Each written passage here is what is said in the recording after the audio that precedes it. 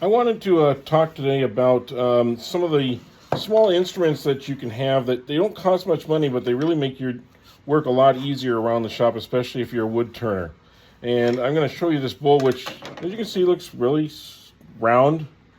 And I'm going to take this gauge, and you feel it's touching.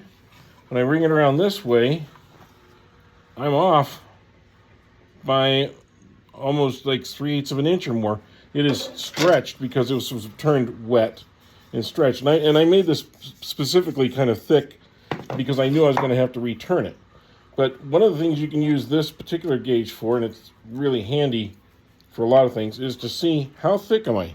You just have to look here as you go around the bowl, and you can see, is it getting thicker, thinner, that sort of thing. As you see, it gets a little thinner towards the top, a little thicker at the bottom. And how am I doing with my recess? Because I have a recess on this bowl, mortise, and if I put this on here and I tighten it, you can see I've got, about 1/4 of an inch or so still available.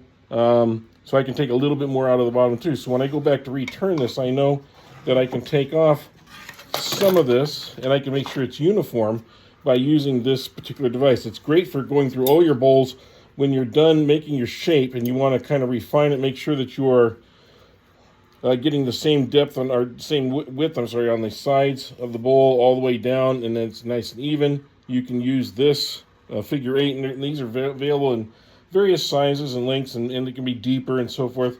This seems to be a pretty good size right here, and they work really great for that one purpose. Okay. Another one that's really handy, especially if you're doing vases or other items like that, is a depth gauge. And these are really inexpensive, a couple bucks at the store, but by putting them down in there, you know exactly how deep you're going.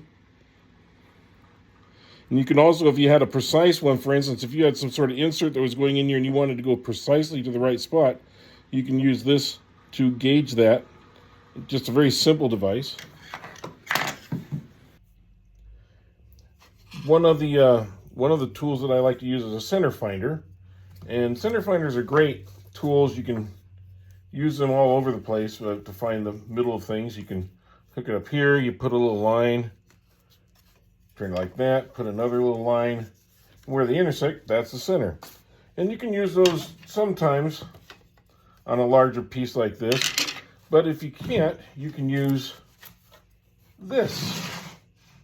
Now this, as you can see, it has several lines in it, and they're all measured off.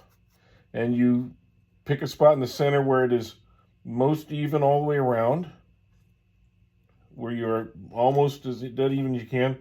Mark the spot where the hole is, and you can do that. You can also use this to draw your circle in the first place by putting a pin here and then rotating it around with a pencil to do the rest of the work.